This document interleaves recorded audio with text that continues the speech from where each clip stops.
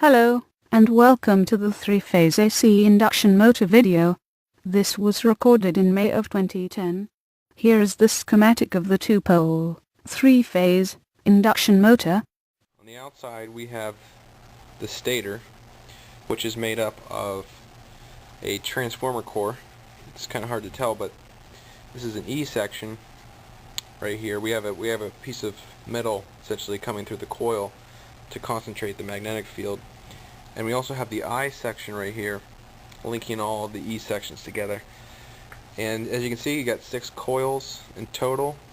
This coil and this coil are wired in series, and same goes for this coil, this coil, and this coil, and this coil.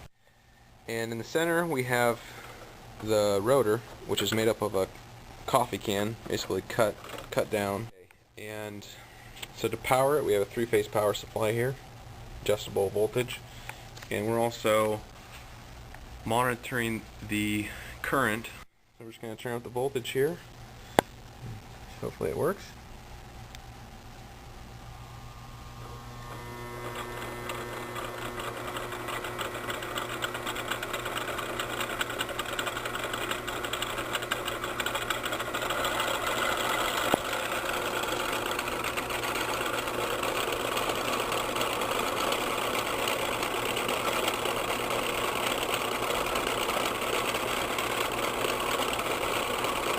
Not bad.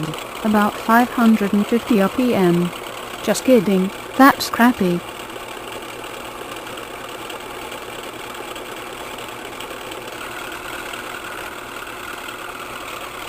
That's getting happy right there.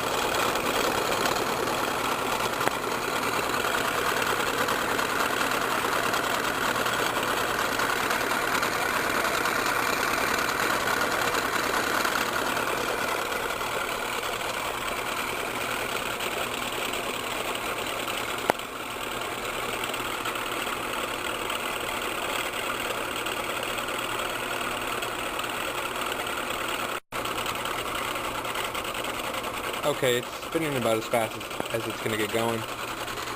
And if we look here, we have about 800 milliamps or so for each phase, except for one of the phases is drawing a little bit less, which is probably because of different amount of windings or a different amount of resistance in one of the coils. You can also see that we're drawing about 45 volts for one of the phases.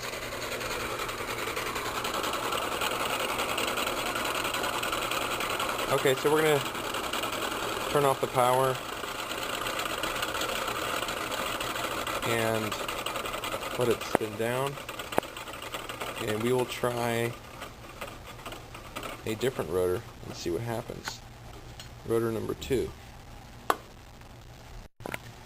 Okay, so for part 2 of the demonstration, we replaced the original rotor with a smaller one to see if the magnetic field was strong enough to reach all the way to the can and all the way to the other side for each one of the poles. So the professor, who frankly doesn't know what he's talking about half the time, said that the field wasn't strong enough to cut through the rotor and go to the other side. And he also said that the field was going upward for some reason, and that's just plain wrong. But anyways, we installed the second rotor here, and we'll apply some voltage and see what happens.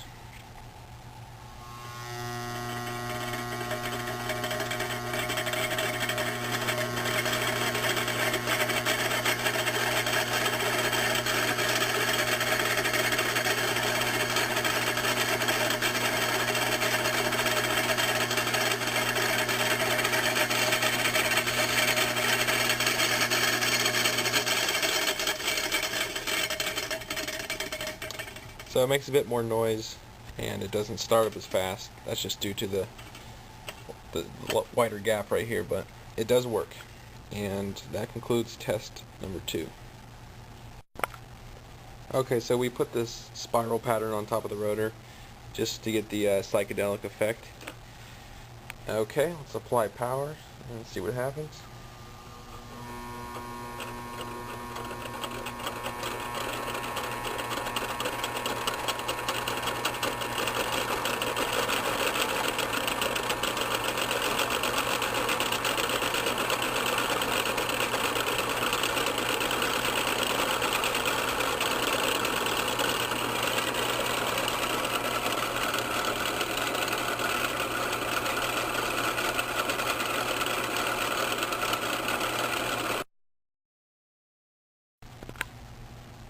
Okay, for the final test, we removed 3 of the coils, and the remaining 3 coils are wired in a delta configuration, something like this right here.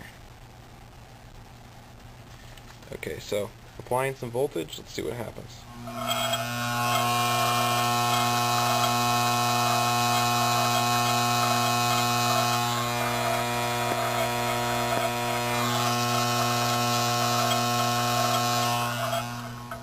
Okay, so you can see it didn't get going very fast, probably because the flux has to actually travel from this coil through the rotor over to this coil, so it's not a straight path. Most of it wants to go straight across, so you have a limited amount coming into this one.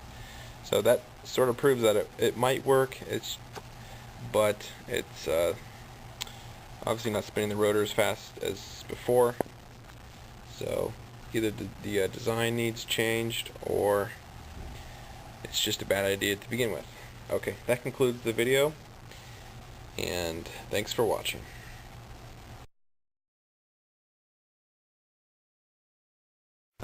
Here's another test where we're going to put a DC current through the coil and see if it can attract the can from that distance. Okay, turning up the current.